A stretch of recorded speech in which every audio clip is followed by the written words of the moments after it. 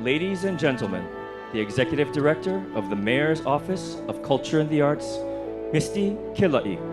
O naunai ka halame ka lehua E hala lehua ia nakano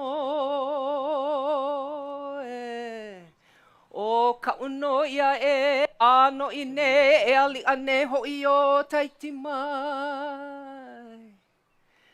Ai ti mai no oi ti pu mai no me ke aloha e Aloha e, aloha e, aloha e. Aloha kākahi a ka kākou, aloha. E komo mai. Welcome to the 2015 State of the City Address. Mahalo for joining all of us here this beautiful Hawaiian morning. I'm Misty Kilai, Executive Director of the Mayor's Office of Culture and the Arts.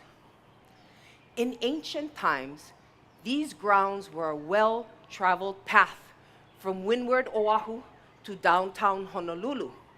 This area was nourished by the waters of the Nu'uanu stream. Wai, waters from Waipuhia, the upside-down waterfall deep in the valley of Nu'uanu. These grounds that we're on, very vai, very valuable to the Kanaka, to the people. There were many lo'i, kalo fields, all made possible by the vai of Nu'uanu. And now, please join me in welcoming the 14th mayor of the city and county of Honolulu, beginning his 3rd year in office, the Honorable Kirk Caldwell. Thank you, Misty.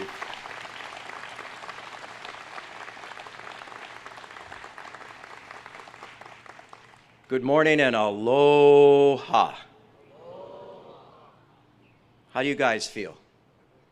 I feel pretty good standing in this very sacred place, Foster Botanical Garden. It's our oldest botanical garden in the city and county of Honolulu. And as Misty mentioned, it is a very special place. These lands at one time belonged to Queen Kalama, the wife of Kamehameha III, a king who I believe is one of the most forward-looking leaders Hawaii has ever had. Brought Hawaii forward into the modern times and did so much for his people. And Queen Kalama loved this place so very much. Later, she deeded it over to Dr. Hillebrand. Dr. Hillebrand was the chief medical officer at Queen's Hospital, just founded by Queen Emma and her husband. Queen Emma, to me, is one of the most forward-looking women leaders in the history of Hawaii. She cared for her people. She fought to be the queen in a constitutional monarchy. She never gave up caring and loving for everyone. And if you look at the grounds of Queen's Hospital and these grounds, what do you see in similarity? The trees. Incredible trees that were planted by Dr. Hillebrand over 150 years ago. Now, Dr. Hillebrand went back to Germany in the 1880s, and he transferred title of this property over to Malia Foster and Tom Foster. Malia Foster's sister was Victoria Ward, where our Blaisdell sits today, a Hapa Hawaiian lady who cared much for this place also. And Malia and Victoria played here, and they played down at the old plantation with the huge awai and fish ponds of that place.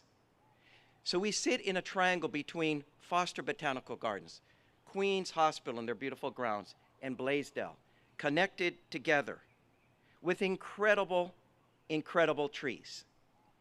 If you look just over here, this baobab tree from Africa, it's only 75 years old, but it looks to be hundreds of years old. And then right here, this tree is our city's tree, the golden shower. Our cherry blossom, when they're blooming down King Street, it's as glorious as you see anywhere in the world. And you look over here, this massive tree up here. This is a guipo tree, 75 to 80 years old, but that girth looks like it's been here forever. But perhaps the oldest tree that we can see within this outdoor room is a tree behind us between those two tents. It's a skinny tree. It's a delicate tree, but it was planted by Dr. Hillebrand over 150 years ago, and it's called the Shao Mogra tree. It has special meaning, particularly for Native Hawaiians. Dr. Hillebrand brought that tree here and planted it because it helps to cure leprosy. And you know the story of Kalapapa, and you know the sadness of that place, and then the great hope by those who stepped up to help those who needed help most. And this tree was used as a partial cure, and it sits here as a reminder. It lives and breathes to this very day and tells part of the story of this place. When Malia Foster passed away in the 1930s, she dedicated this property to be a botanical garden forever to the city and county of Honolulu. More recently, in the 1960s, when I was growing up, we remember Joni Mitchell, and she wrote a song called The Big Yellow Taxi. It was a protest song, and it was a song of some sadness because she talked about paving parking lots in our paradise here in Hawaii, a place she loved, and putting all the trees in a tree museum. That museum is here. She was singing about Foster Botanical Garden. But I don't see this as a museum. Yes, it has incredible trees all around us, but it also has a presence to it, not just a past. You hear many voices. I just found out this morning that this Japanese lantern here was made by Ross Sasamura's wife's grandfather, and Ross Sasamura is a director of facility maintenance. There's a voice speaking here, right behind me, that's part of our city team. But listen, listen. How quiet. What voices are speaking now? Queen Kalama's voice, Kamehameha III's voice, Queen Emma's voice, Malia Foster and her sister Victoria Ward's voice. Listen. You can hear shama thrushes. You can hear other birds. Do you hear your voice? This place is about all of our voices, and I look at each and every one of you, the most diverse population that exists anywhere in the world. Your voices sing here today. Your stories, like the stories that I've mentioned, are present, and it's a powerful, powerful voice. Your voices thrive here because of how we take care of this land, and how we take care of the land, make sure that we as a people thrive. And this land thrives through good infrastructure. And that's why this administration is all about infrastructure, and more infrastructure. From the very beginning, when I took office, we committed to enhancing and restoring bus service. We committed to rebuilding our sewer system. We committed to repaving more roads than ever before. We committed to take better care of our parks, and that's why we're here this morning. And yes, we committed to build rail better. And then when we came into office, we also added homelessness to this list. But this is about taking care of our infrastructure so all of us on this very small place of 640 square miles, 1 million souls strong almost, live better. And I do want to talk first and foremost about rail. It is the big elephant in this very big outdoor room. And we need to talk about it. And as a politician, I'm not going to run from it. I'm not going to blame anyone. I'm not going to look backwards and say, why didn't you do this or that? I accept it's happening under my watch, and we all need to work together to figure out how we're going to address these cost increases. But it helps me, I love history, to look back. And so I went back and looked at what happened in 2005 when the legislature, through great courage, gave the city and county of Honolulu the authority to raise an excise tax surcharge by 0.5%. And in the final debates on the second day before the end of that session in 2005, the debate went like this. We don't know how much Hawaii's rail system is going to cost. We don't even know where the route's going to go. We don't have a system, a type of technology we're going to use. We haven't designed anything. We don't have a draft EIS or a final EIS. But one of our voices, our senior senator, Dan Inouye, told us after 40 years of designing systems and then voting on how to pay for it, and then running away from having to raise a tax is crazy. That's the definition of insanity. So he said, raise the money first and then design the system. The legislature said, we're going to listen to Senator Inouye, and we're going to give the city and county the authority without knowing how much it's going to cost for a system that is going to be called the locally preferred alternative, 26 miles. Once we started designing the system, once we got the federal commitment of $1.55 billion, we found out we did not have enough money to do the 26 miles. So we did what's called the minimum operating segment. That's 20 miles, and that's the one we're building. And things looked really good when we started. But because of delays in accepting the final EIS, and because of delays caused by lawsuits, which were going to come, we were now pushed into the hottest construction market in the history, in the hottest construction market in the United States. Our climb in construction costs is faster than New York City or LA, the two other very hot markets.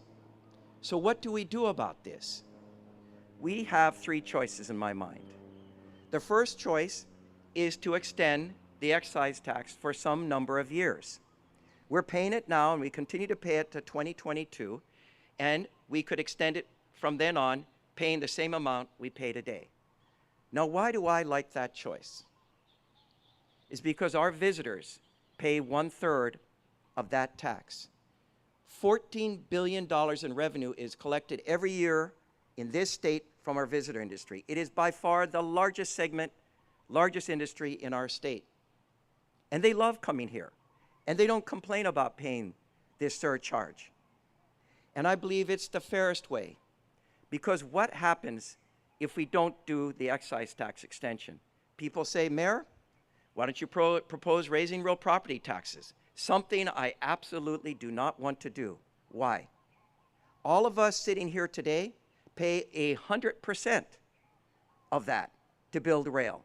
Why would I, as mayor, want to give the visitors a break and make all of us pay everything? Let's make the visitors pay the 1/3. I don't know if the city council will vote for a large increase in real property taxes on top of having to actually vote to extend the surcharge. That's two major hits they need to take. I don't know if they're willing to do that. I will put in the bills, but I think the choice needs to be excise tax.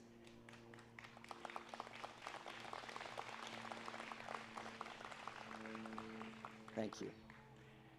The third choice is the one I just don't want to accept, but it is an alternative. Stop, don't build anymore, tear down what you built. That's crazy to me. We sit in gridlock every day. We made a promise to the folks on the west side.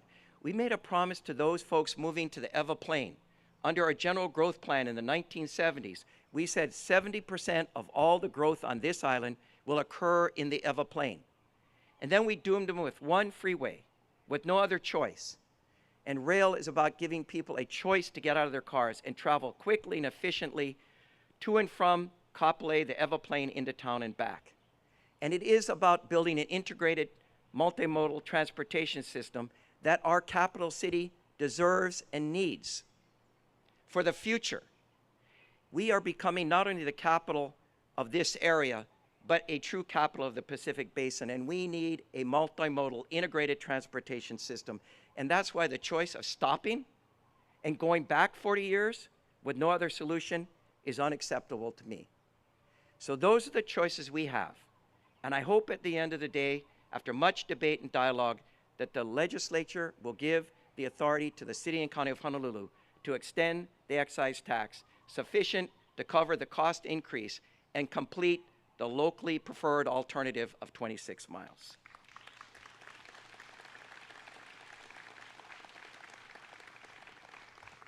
Bus service. It's about bus and rail together, folks. It's an integrated system. And that's why I'm against taking any of this federal bus money to help build our rail system. $210 million.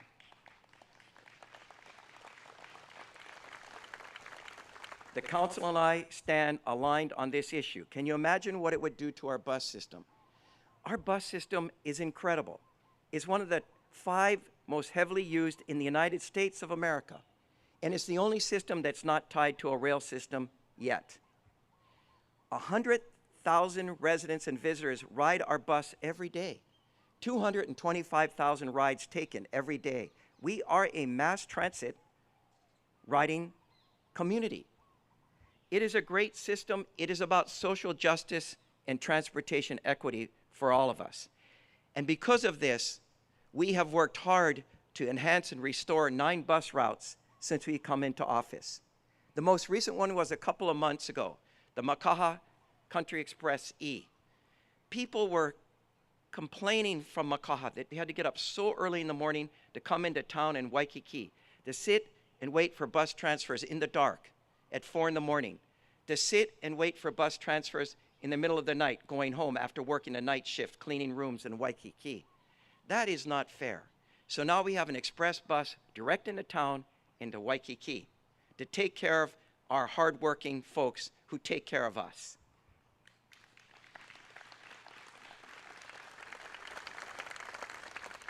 And we're doing even more. We are going to, in the next couple of weeks, unveil our first hybrid electric bus in the city and county of Honolulu and the state of Hawaii. It's going to be quiet so that folks in dense Kalihi on King Street don't have to hear a lot of noise when they're walking down the sidewalk. And our visitors on Kohio will not have to hear a lot of noise when the buses go by. It's going to be quiet, but it's also going to use a lot less fuel. And the emissions are so low that we're doing more for our environment and not contributing to global warming. I am so excited that we're beginning this course of bringing more hybrid electric buses to the city and county of Honolulu.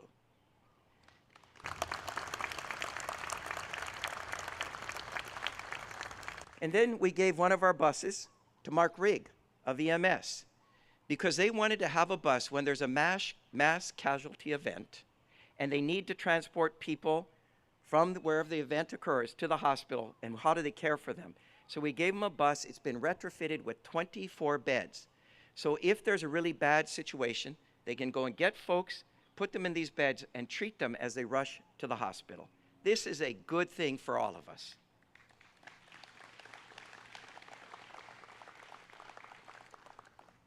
Sewer. I love sewage. I tell you, without it, we're in big trouble. Some would say in big kukai. And here are some really cool things. One, since I took office, under the hardworking people at Environmental Services, we have rehabilitated 100 miles of sewer pipe infrastructure in 2 years. And we're not stopping. Here's one really cool thing. Just a couple weeks ago, we dedicated building a gigantic gravity flow sewer tunnel between Kaneohe and Kailua. It is 13 feet in diameter. And when we put the pipe in, it's going to be 10 feet. And instead of pumping sewage under pressure using electricity, sewage is going to flow by gravity from Kaneohe to Kailua to the sewage treatment facility. It has huge capacity, so in wet weather events, it can handle any water intrusion. So it doesn't empty out into bays and rivers and other places like that. I love this project. It's over $200 million. We have a puka in Kailua that goes 80 feet in diameter and 63 feet deep. And this pohaku right here came from that puka. And it reminds me of the hard-working men and women who are down there digging this tunnel 3 miles, 400 feet below Oniava Hills, so that we can live better on the windward side. I like touching it. It connects me to this place and to those people.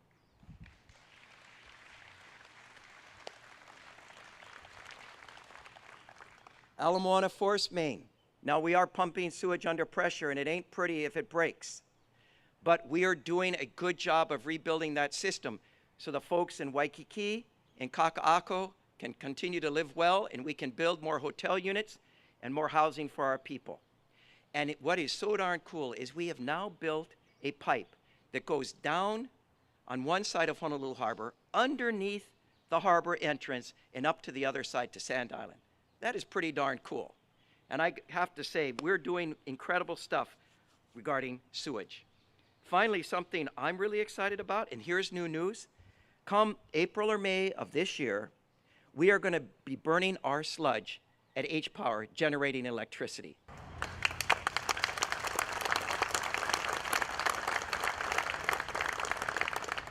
Some of you may wonder, what is sludge?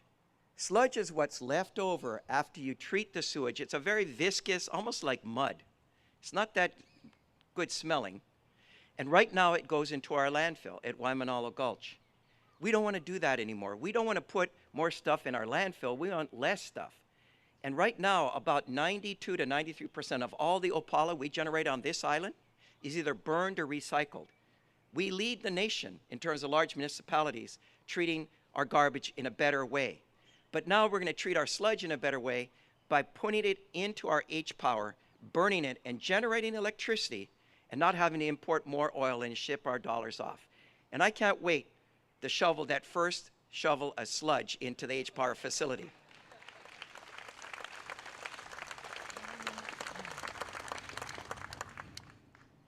Our fourth priority, road repaving. We continue to go gangbusters.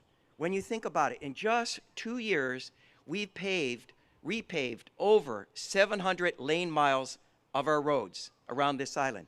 700. I don't think any administration, federal, state, county, ever has repaved that many roads in just 2 years. We have 800 more to go in 3 years. And I hope we finish before then, but we're not stopping. It is a fantastic thing that we're doing. And here's what we're doing right now. As you know, we're repaving Atkinson on one end of Waikiki and Kapahulu on the other. And when it's POW, it's going to make riding on these major streets smooth and easy for everyone. And Beretania, which we started, a major thoroughfare, one of our oldest streets, built in 1900.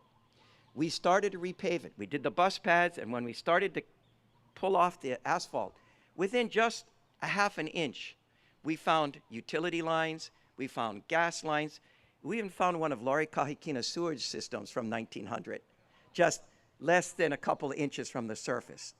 Now, to do it right, we'd have to delay and really dig up that road and spend months, if not years, driving the driving public crazy. And we're doing so many roads and so many other construction projects. We stopped, we evaluated, and now we've announced today that we're going to start repaving, but we're going to just repave the top 3 inches, which is called mill and fill. We're going to do that first and work on relocating those utilities deep enough in the coming years. So in 7 or 8 years from now, we'll come back when all the other roads are finished, when rail is finished, and when all this major construction is finished. Because we care about all the public, and we're not afraid to change what we're going to do when we see a better way to go. Finally, what are we doing right now on road repaving? We're in Kalihi, we're in Kamehameha Heights, we're in Kaneohe, we're in Palolo, we're on the North Shore, we're in Hawaii Kai, we're everywhere around the island.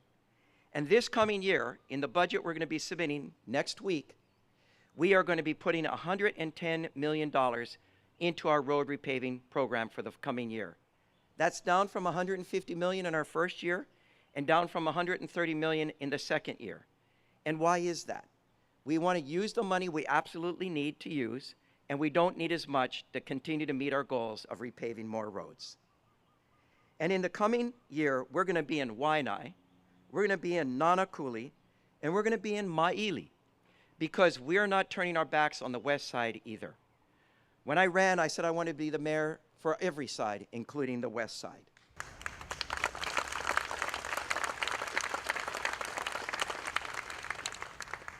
Our fifth priority are parks.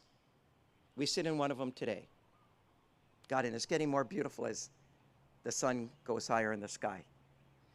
We have over 5,000 acres of parks, 300 parks around this island. And we need to show them greater love and greater care.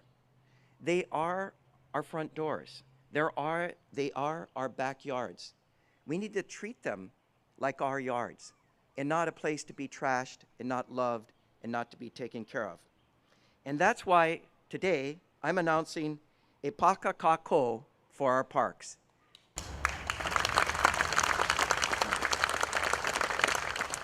Now, what does a pakakako mean? It means our parks together.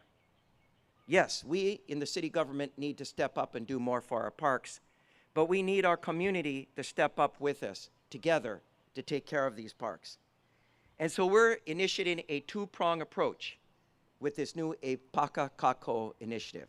The first prong is more money.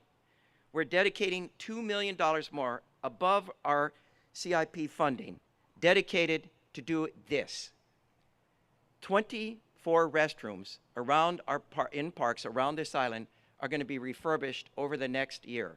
2 a month. What does that mean? It means going into the restroom, fixing spalding, replacing concrete, putting in new tiles, putting in new fixtures, power washing everything so the tiles sparkle again, and then microguarding it. It's like putting this coat on it so it can clean easily and it doesn't smell. So we can keep those bathrooms looking great. The second part of it is we're choosing 16 parks where there's playground apparatus that are falling apart or damaged through vandalism. And we're going to restore them and make them new again. These are the two parts: 24 bathrooms, 16 playground apparatus. And what we're going to do is we're going to tell you which parks we're going to do it in. We're going to show you before and after pictures. We're going to post it on our website, and you can measure our success and see what it looks like. And the first two bathrooms we're going to be doing is Asing Community Park in Eva Beach. Kim Pine would be happy if she was here. And Kwananakoa Neighborhood Park in Paoa. I don't know if Carol Fukunaga's here, but she'll be happy about that too. And the first playground that we're going to do is Kamiluiki Community Park in Hawaii Kai. But that's just the first prong. The second prong is the kako thing. It's about getting people to step up to help. Because this improvement will not last unless the community steps up and says, that is our bathroom. This is our playground. We don't like what you're doing to this place. This is like doing something to our own playground in our yard or our own bathroom. Stop, or we're calling the police. We're going to make sure that we malama this place. This is the 30th anniversary of the Adopt a Park program, but we want to really strengthen it and build it up. So as we choose these bathrooms and these playgrounds, we're going to reach out to the folks in the community, whether it be the Hawaiian Civic Clubs, the canoe clubs, neighborhood boards, school teams, sports teams. We're going to say, please come and help. And then please watch and stop. If we can do this, we can make a huge difference. And it can work because we saw it happen recently in Haleiwa Ali'i Beach Park. The community out there was screaming for better care for this park. The surf center out there that was built by Baywatch years ago was falling down. Homelessness was rampant. People were not treating this park well. And so the community stepped forward. They repainted the surf center. They trimmed the naupaka bushes and the hau bushes. They painted the parking lots and the curbs. They have beach cleanups on a weekly basis. And then they go back and have picnics and look around and say, wow, look at what we've done. It looks so great. And they feel good. And because they care so much, the community has started to care too. And so that park continues to look better. So we want to see the Haleiwa Ali'i Beach Park program implemented at all the places we go to fix up bathrooms and playground equipment.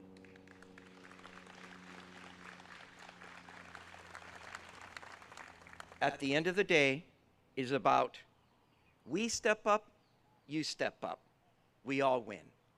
And I'm asking all of us to step up. The sixth priority deals with homelessness.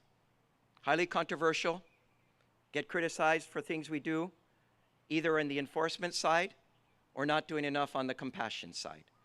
But as mayor, I don't run from the problem. I don't say it's someone else's problem. I recognize it's happening under my watch, and we all need to work together. But we were told by providers when I became mayor that if we allow homeless people to stay on our sidewalks and in our malls and in our parks and non-approved camping areas, we're enabling that kind of activity. And folks will not move into shelters where they can get cared for and helped.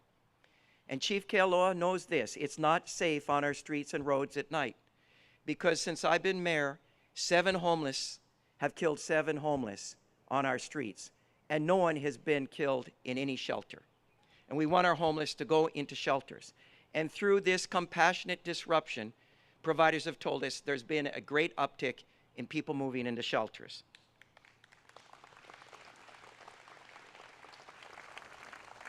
So through Sit-Lie in Waikiki first, and Sit-Lie in downtown and Chinatown and other commercial districts around our island, and now Sit-Lie in our malls, downtown and in Chinatown, we are making a difference. And people say Waikiki looks better. And we're using stored property ordinance and sidewalk nuisance to also do it in other places around our community. And Ross Sasamora and his team, since we took office, have collected now 323 tons of stuff from our sidewalks and malls. 323 tons. Can you imagine what that would look, or what our community would look like if we weren't picking up all of that opala? I've been told that if we brought those 323 tons to this great outdoor room and filled this area, it would be 30 feet high, the entire park. Think about that. We need to continue to do this. But at the same time, we need to show compassion. How we treat our homeless says much about who we are as a people. And I think we do have compassion, great compassion. And here's what we're doing on the compassion side. We are embracing the housing first model that the federal government is pushing around this country. That means we find chronic homeless individuals, we put them into a house, an apartment first, and then say, get better. Deal with your drugs, drug addictions, your alcohol addictions, and your mental illness. We'll provide that support. We'll help you to get better, and then you can get back on your feet again. It works. We made a commitment to house 400 folks in the next couple of years. We made a commitment to house 115 by the end of this year. We're at 31 homeless individuals and families as of today.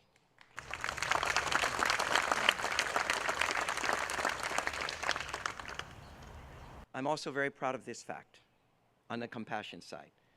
The folks in Chinatown have been screaming for a true public restroom for years. And now we've opened one up at Pauahi Hale. We call it the Hygiene Center. It's the very first one in the entire state of Hawaii.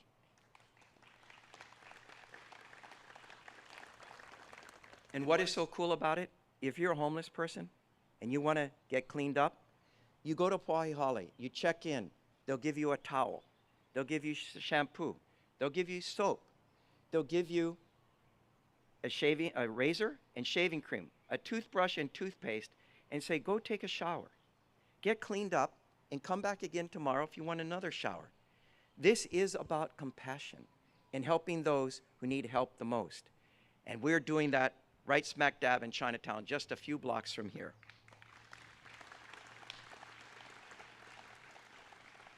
The other thing we're doing is we have our first 24/7 restroom open in Waikiki. It was a pilot. It's working. We found that, yes, homeless folks use it, but visitors use it too when they come out of nightclubs late at night and they got to go shi-shi. But we're also finding that our local folks use it, the Dawn Patrol surf group, guys who want to walk on the beach and with their honeys in the full moon, got to use the bathroom, they have a place to use the restroom.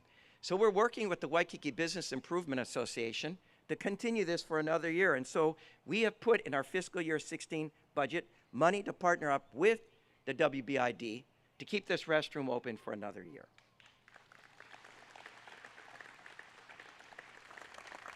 In addition, as you know, we have the Strategic Development Office now open. It's under the Department of Community Services, but it reports to the mayor's office. And they're tasked with making sure they manage all of our physical assets, but also housing first and our affordable housing initiatives. Finally, when I went to Washington last month, I took the pledge. I took the pledge as a mayor of one of 25 of the largest cities in the country to end chronic veterans homelessness by the end of this year.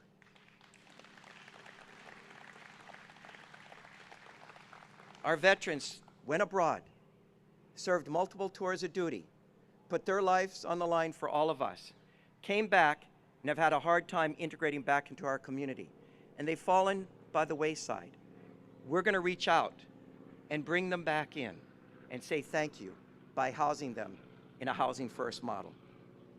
Finally, we are putting money in our budget, in the fiscal year 16 budget, to create 3 new positions that are going to focus exclusively on homelessness to make sure that we hit all the goals and targets we've set for ourselves on the homelessness issue.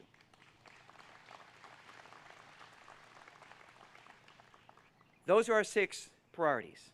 And I want to talk just about a few other things. Last year, remember, we announced that we're going to replace all of our 51,000 street lights with LED lights. And we had Misty Kalai stand under a light and turn it on, and she shined and sparkled, and she even did an aria, I think. Yeah, she's doing it again. It's the right thing to do. It saves energy, more than a third. It creates a brighter light. It makes it safer for our pedestrians. As you know, we rank first in the nation for killing seniors in crosswalks. Shame. Shame, and we need to do more. So we've been working hard because this is a big effort, and we've now put out the RFP. We're going to be opening the RFP next month in March, and then we're going to begin replacing those old-fashioned lights with bright, directed LED lights. They're going to save a lot of energy and help us become more green and sustainable.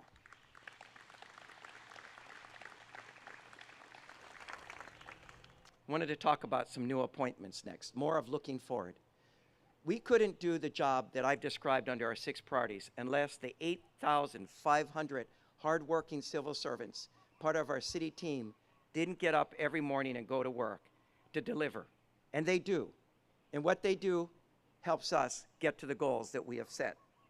In addition, we have an incredible team in the mayor's cabinet and the deputy directors, all of who are here today. I call them our poi pounders. There's no tantaran here. There's no showing off. They just come in, they do the work, they get the job done, they pound the poi, they feed our people. And I want to thank all of them for their hard work and dedication.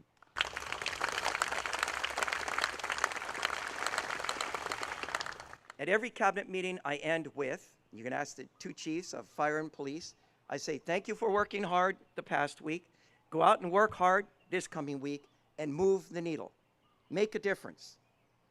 It's kind of like saying, say no can, you got a can, right Shan? We can. And I know Shan can too. But we are all about can and not no can. We can't do it without the great team we have. And I'm very proud that Roy Amamia has agreed and has now been confirmed as our new managing director. Roy, if you could please stand and be recognized.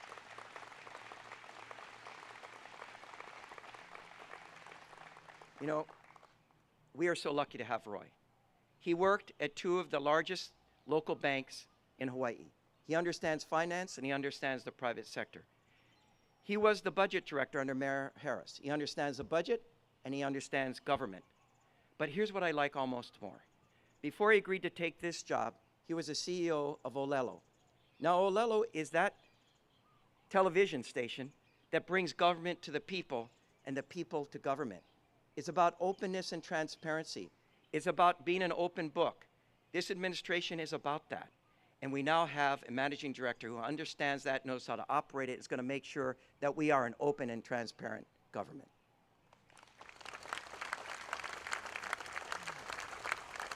He also comes from a family of public servants. The Amamia clan runs far and wide, and they've done much for our community. But I also like the fact that he's from Wahiawa. 1 town over from Waipahu, my hometown. Second, we've been looking for a new director of community services for a while. And finally, we realized the best man for the job is on the job. And that's Gary Nakata, the deputy director. Gary, please stand up and be recognized.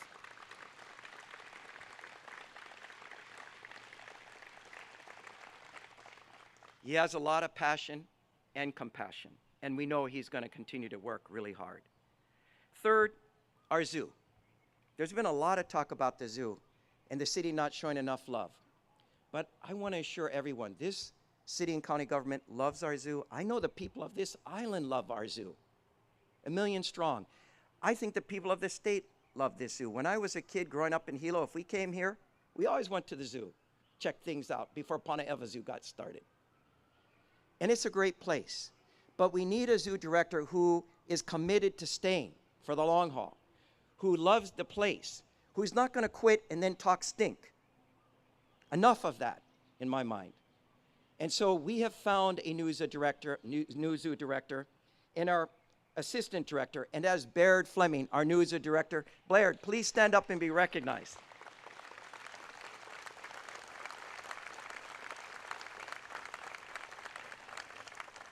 You can see he's a young man with a young family. He loves this place. He's not leaving. Right, Baird? We got you on the record. But I've walked with him around the zoo many times. You can see he loves the animals. But what I see even more, he loves the keepers who take care of the animals. And he's going to do an excellent job and help us show more love for the zoo. Thank you so much, Baird, for stepping up. Finally, before I conclude, I wanted to talk about fiscal prudence and austerity. We're doing a lot of stuff, right? You guys are saying, wow, man, you're spending our money, you're building sewers, repaving roads, doing all of these things. You must be spending a lot of money. We've committed to watch the money. And so in the first 2 years of my administration, our spending is flat. Now, how do we do all these new initiatives and still make spending flat? And this is after collective bargaining increases because of furlough Fridays ending and because of these new programs. We're doing it by watching how we spend every dollar. And we're doing some new things that have never been done before. One, last year we implemented zero-based budgeting. First time that any government in Hawaii has done that. So in doing it the old way where, what was your budget last year? This much? How much more do you need?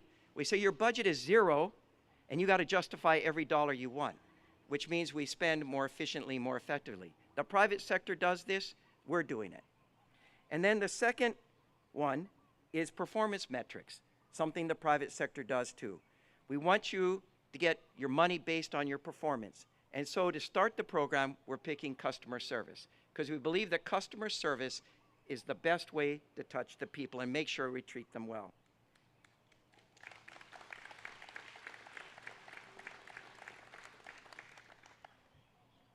Showing more great fiscal prudence and something I hope the council agrees with too.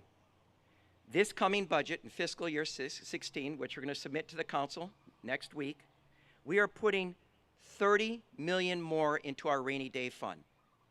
$10 million more than we did last year. We're committed for saving for the future. We're doing pretty well today. And instead of spending it all, we want to save it. And I know that money sparkles out there for everyone's favorite projects, but I hope it stays right there in the rainy day fund.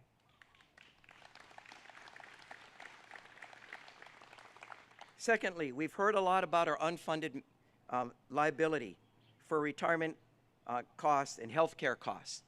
And we want to fund that requirement. The state legislature passed a law last year that requires that we fund it at 40%. In this fiscal year 16 budget, something new, we're funding it at 77% because we want to get further ahead than we have to so that when it's once funded, it becomes sustainable and we don't have to put more money into it. And this is going to be way beyond my time as mayor, but it's the absolute right thing to do. And we're asking that the council show the same fiscal discipline that we have shown to keep that money there and not be touched.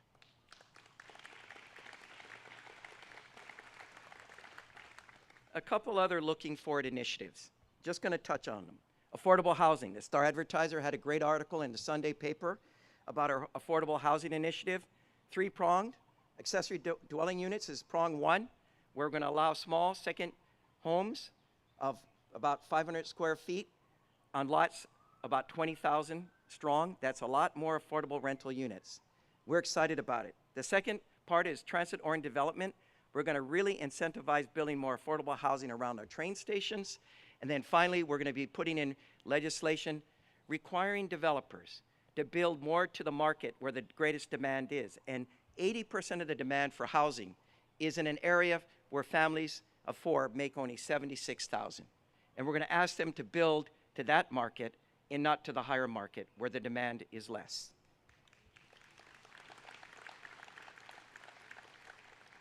Age-friendly cities. One of my strong supporters and dear friends said, you need to become an age-friendly city when I got elected.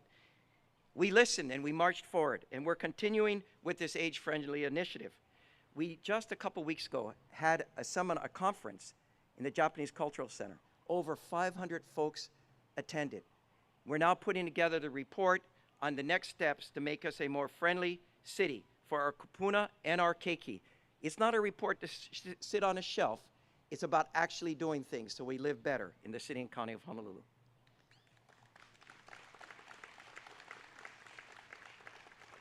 Finally, Blaisdell. She just became 50 years old. Yes, Elvis, the last performance has been 50 years since then, and she's showing her age. And what do? Do we pour more money into an aging facility? Do we tear it all down? Do we rebuild parts of it? Do we pull it back and open up the Owai again in the ancient Hawaiian fish ponds?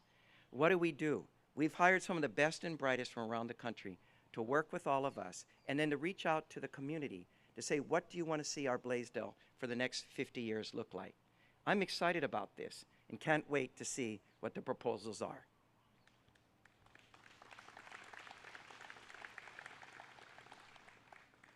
So we've talked a lot about change this morning, and we're dealing with it. I tell you, rail is controversial. Homelessness is controversial. But something that's more controversial than all of that is a protected bike lane on King Street. I've never seen more letters to the editor for and against. I've never seen more TV stations down there covering people riding and not riding. I've never seen the paper cover something more than this protected bike lane. And Mike Formby and I, the Director of Transportation Services, when we started talking about this as a pilot, we said, do you think some of the guys driving cars are going to be upset? And we said, probably. But we didn't know they're going to be that upset. But here's what we found out. You know, to make a difference in our community, we need to embrace change. It happens anyway. And how do we embrace change and go in a direction where we live better? And I do believe multimodal transportation means protected bike lanes too. And I believe that if we stay the course, maybe 50 years from now, we'll ride like they ride in Europe. We'll ride like they ride in Asia. They'll also drive, they'll take the train, they'll walk. And maybe other modes of transportation. But we can't let fear hold us back. If we're really going to thrive in a place like this, it is about taking bold initiatives. It's about trying new things and new infrastructure. It's about taking care of this land. And in turn, taking care of all of us. You know, it's been 2 years, and I don't have a regret every morning when I wake up that I'm there. Even on the worst days of rail, I wake up and say, I am so darn lucky and humbled by the opportunity to serve the people of this community. I think it is the most beautiful place in the world. Look where we sit today. In the middle of paradise, in the middle of downtown Honolulu. You drive up to Nu'uanu, you're in virgin rainforest. In 5 minutes, you drive down to the harbor and you can go stand at the edge of harbor and you'll see Moorish idols in Hinalea and Papio swimming around. What other place has that? God gave us good bone structure. But what's more important are the people here in this room and around this island.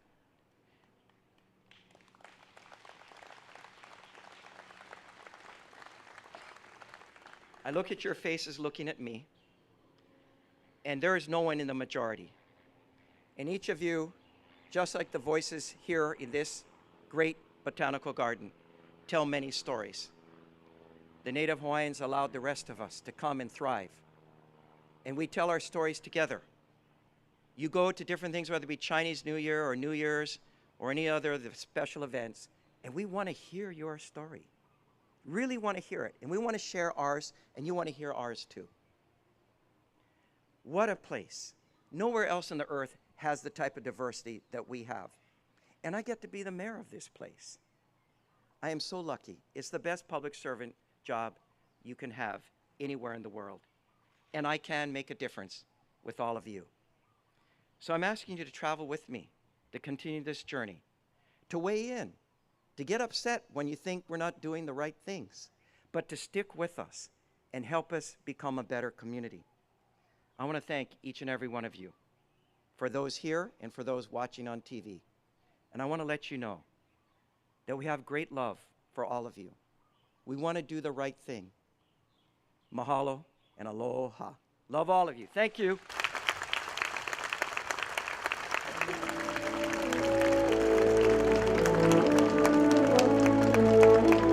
Ladies and gentlemen, Mayor Kirk Caldwell.